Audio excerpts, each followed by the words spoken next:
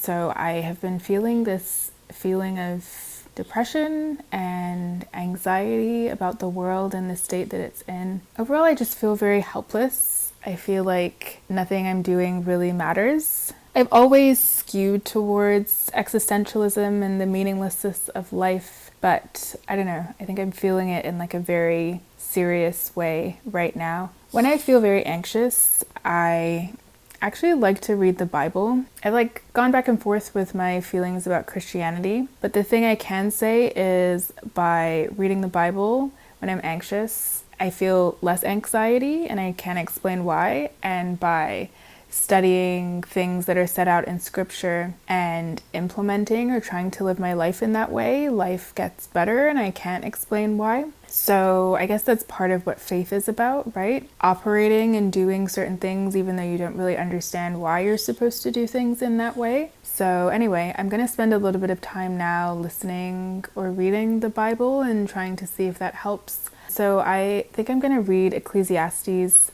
I've read a lot of existentialist texts. I've read The Myth of Sisyphus by Albert Camus. It's a very deep, dark look at existentialism and the meaninglessness of life. There also is The Death of Ivan Ilyich by Tolstoy, which is a decent look into existentialism and the meaninglessness of life. It's about this man who ends up being sick and realizes that everything he was doing, making all of this money to decorate his house and do all of these things, it didn't mean anything. So that was like an okay take on it, but I didn't love it. One of my favorite movies on existentialism is Ikaru by Kurosawa, which is a black and white film about a man who realizes he has cancer. I think it's like stomach cancer or something like that, and then goes on to do different things and just try and make the most of his life. It actually is based off of Tolstoy's The Death of Ivan Ilyich book, but is an interesting take on it also. I know there's a movie called Living, which I've never watched, which is like the Western version of Ikaru.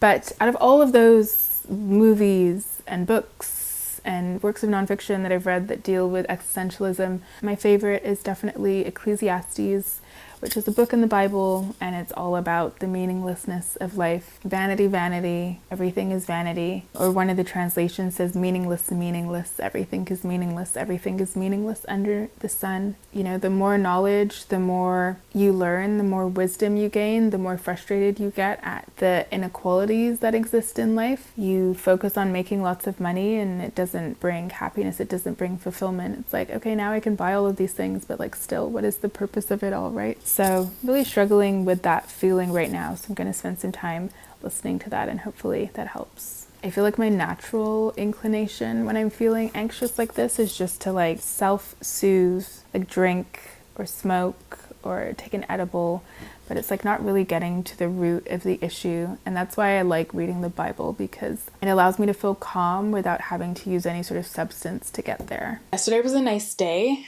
I had my only court attendance of the week and that's over. And then I had a bunch of packages that had come in.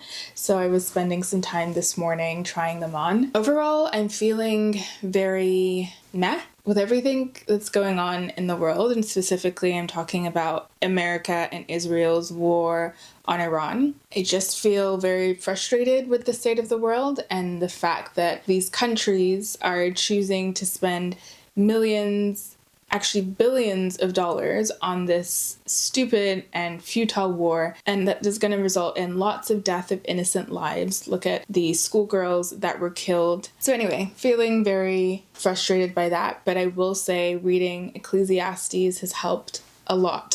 But one of the messages was essentially that life is meaningless. Find little joys in your everyday that make life worth living. That's what I myself am trying to do. So my mini goal for this month is to be more active, to go on walks. Next week I'm going to do Pilates with my friend, and I'm going to see if my other friend I'm hanging out with on the weekend, if she wants to do some sort of activity. My bigger goal for this year is to pay off my debt. I will still have my student debt and my car loan, but all of the other debt that I have, like lines of credit, credit card debt, I want to pay all of that down. I would say over the next few months, I actually want to pay it down quite aggressively. Every time I go onto my credit card statement and I see how much I'm being charged in interest, it just makes me so angry. And there was actually a day where I added up all of the interest I'm paying each month for all of my debt, and it has really motivated me to pay down all of my debt. So I'm going to do that pretty aggressively over the next few months. And then my plan is, after that's done, to work on saving up for a house. Initially, I was trying to put pressure on myself to have a 20% deposit because that reduces the amount that you have to pay each month. But I think if I'm buying a place on my own, that might be very unrealistic and I'll just be frustrated. And the market is pretty good now. Like, I think this is the lowest properties are going to be, like the prices that they are now, and I would say probably for the next year. So I think it's a good time to try and get on the housing market, and we'll see. Fingers crossed. If it's by God's will, it'll happen. I'm just going to do my part, and then obviously we'll see what comes along with it. I have been reading The Plague. I actually read a bit of that yesterday. It's due back to my library in a few days, so I want to try and finish it if I can. And I've also been reading Trillions, but I did stop it because, like I had mentioned in my March TBR, it was really focusing on like the history of all of these people who have helped to set up ETFs, or like the history behind it, which wasn't really why I was interested in reading it. So it was just feeling a bit tedious, so I put it to the side. So I think I'm just going to focus on The Plague, and then I'll move back to that. I'm going to leave it there. So I picked up a few items from Quince. This is probably the favorite of the bunch. So this is the Mongolian cashmere oversized crew neck sweater, and this is $165 on Canada's website, and I got it in the color faded denim, and I got it in the size extra small. And in terms of what it's made out of, it's made of 100% grade A Mongolian cashmere. I will say I do struggle because so many things in the winter are just so boxy and oversized, and I don't like the fit of them, but for some reason this kind of works for me and I like it. I've paired it with these old trousers I have from Aritzia, which are 100% wool and in this beautiful chocolate brown. I wear them all the time, and I really like this blue and brown combination. So I think I'm gonna keep it, but I'm not sure. But out of everything, this is the one I think I'm like the most inclined to keep. It's warm and it's not itchy. That is a big thing. I feel like for winter clothing, a lot of them are itchy, which just makes it a nightmare to wear. So this is the 100% yak soft rib crew cardigan. And the reason I picked this up is it is 100% wool. So it's 100% Tibetan yak wool. And this is the color heather brown. This is the one that I was unsure about. This isn't not really a heather brown person, but I do know I have a lot of brown like skirts and pants, so I thought I would try it and see. And I ordered this in an extra small. In terms of the sleeves, I think it's a good length. I am a petite person and sometimes the sleeves are a bit long. There's nothing wrong with this, but there's also nothing I love about it. It's just a bit meh to me, I think mainly because of the color. And the one thing I will say is it's a teeny bit itchy, so I don't know if it's really something I would grab very often. In terms of price, it is $85, which is not bad for Quince. A lot of their things that are 100% wool are slightly over the $100 price tag. So this is what it looks like. I still have the tag on, so I won't really show you the back, but this is what this is. So this is the other color I got in the yak wool, and it is black. I also wanted the navy, but the navy was out of stock. For some reason, I like this one so much more, even though the fit is exactly the same as the brown one. I did just want to say there are a few things that I really do like about this. I like the neck. I find a lot of sweaters don't really have this sort of neck that I like, where you can still kind of see your collarbones and everything. I think that looks really nice. And I also like the fact that the buttons come all the way to the top. Again, I just don't find this fit very often. And then I'm wearing the same pants I was wearing before from Aritzia. They are wool, but these are the black ones that I have. And again, I just feel like this is a very easy outfit for a day where I'm busy and don't want to think about putting an outfit together. It's just very easy to put these two as a combination. So this is the 100% washable silk 3/4 sleeve shirt in an extra small, and it is $110. It is 100% silk.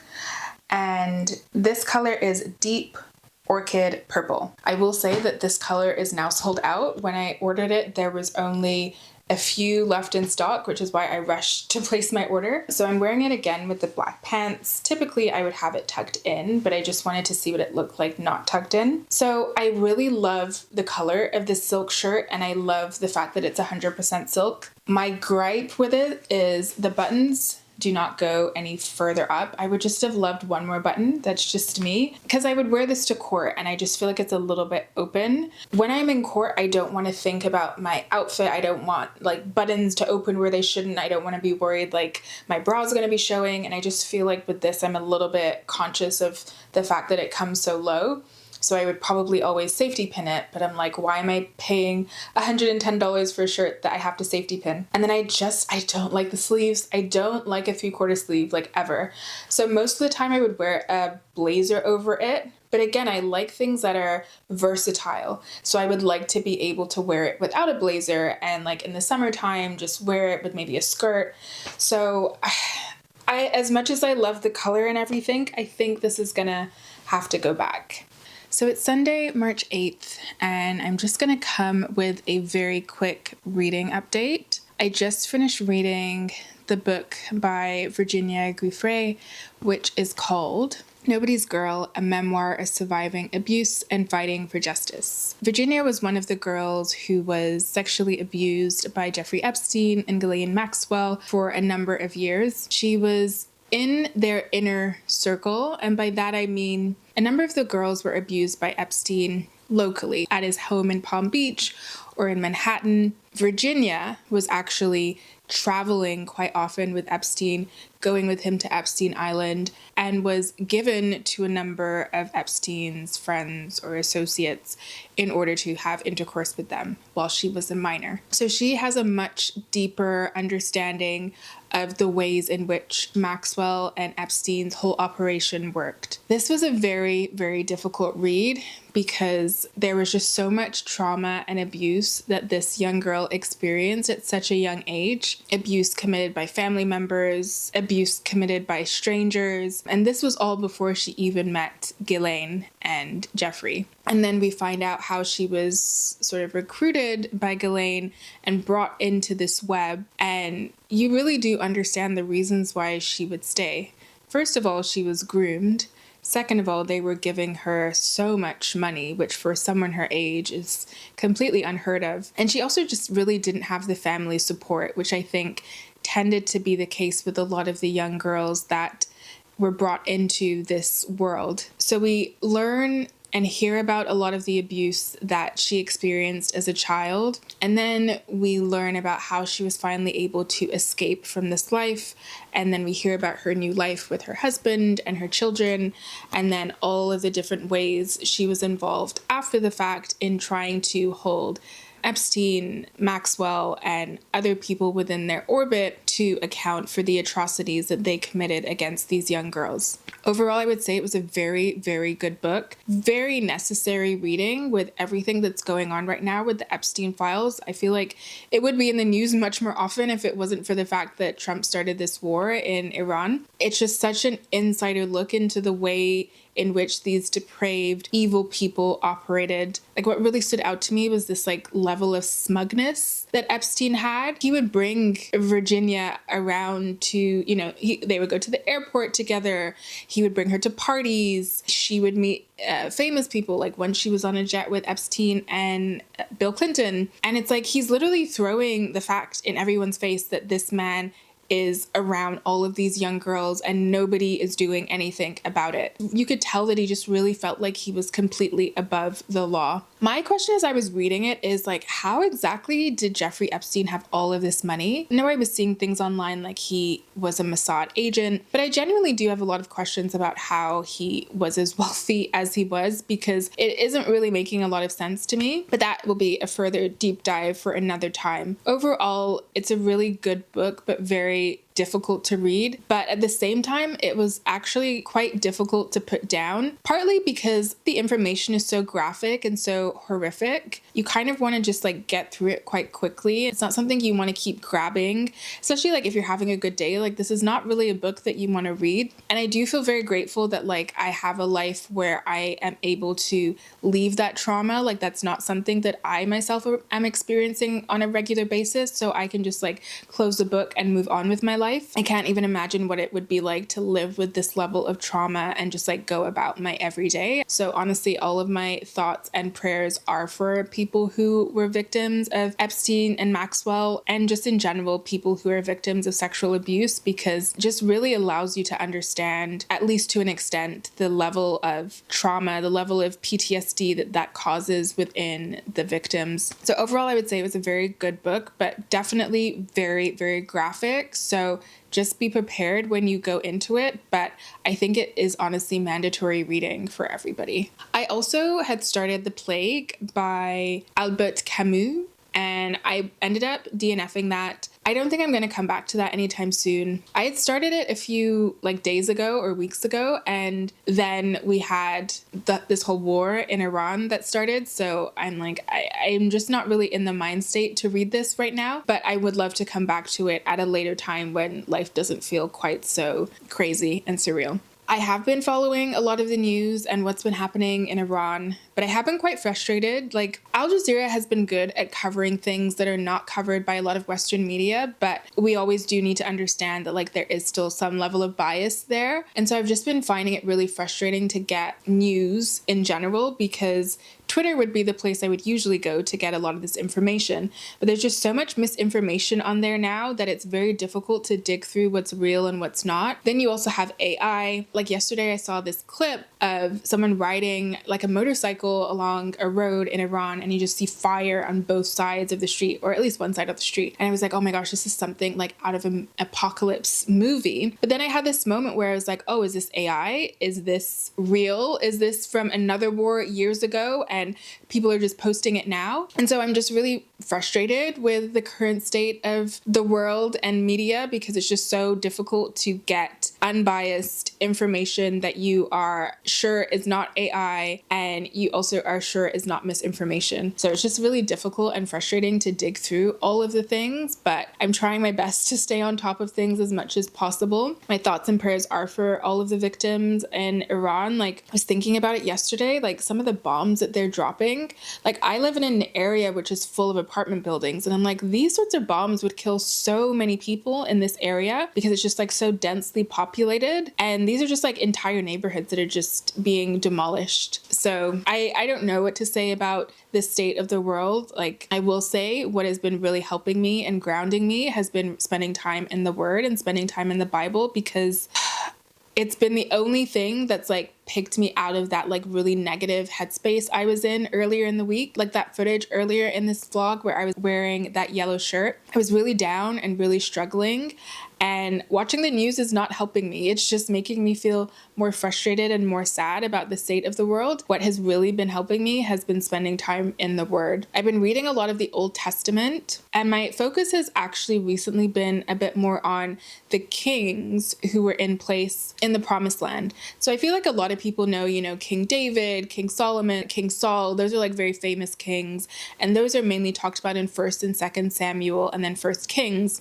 But then 2nd Kings goes through like a whole list of various kings. There's so many, and Israel had like split into two sort of nations. So there's Judah and there's Israel. There's so much to it. But what really stands out to me is the fact that you have all of these kings who, I think like there's only like 3 of them that actually God felt like they were doing the right thing. There were so many kings who were just doing things incorrectly, worshiping idols, not following the law, and had really just taken the nation down an incorrect path. And so I've really been wanting to read that and learn that and understand what is it that God considered to be incorrect about the way in which the nation of Israel was operating, and how does that relate to what is happening in our current day-to-day. Because if you meet and talk to some Christians, they just support Israel blindly and say they're God's chosen people, they can do anything, they can do no wrong. But that's not true, because if you actually look in the Bible, the nation of Israel and Judah, they were punished for not following God's law. And that is what resulted in their exile, them being taken over by other people. And so linked to that, reading 2 Kings, I also am reading Isaiah and Jeremiah, because those are two prophets who were really, really crucial in helping you to understand what is that the nation of Israel that was doing that was incorrect, and what was going to happen to them if they refused to repent and to follow God's law. So that's what my sort of like Bible study is going to be like over the next few days, or I would say maybe this week. And those are the areas I'm really interested in spending time exploring. But yeah, reading the Bible has really helped me to just have less anxiety about the situation and try and find some beauty in an otherwise really terrible situation. So I had filmed a February favorites and I was planning to upload it last week, but then the war started. So I am going to include it at the end of this vlog. Hopefully watching this will give you a sense of relief from what's going on in the world. So thank you so much for watching. If you're new to my channel, this channel is all about re-education and decolonizing the mind. If you want to follow along with me on this journey, feel free to subscribe. Thank you, and I'll see you in the next one. February was a month where I really feel like I reconnected with the old version of myself. I did a lot of DIY skincare routines. I got back into wearing makeup, especially like my holy grail products that I'd strayed away from for a while. So these aren't really items that are new to me in February. They're just things that I've really fallen in love with this last month. I know most of my content has been focused on books, but this month I actually do not have a favorite book, and I think that's okay. I feel like reading has been a little bit lower on my totem pole when it comes to priorities right now. So no favorite book, I'm afraid, but I have a lot of other favorites. The first thing that I've been absolutely loving this month is my DIY mask.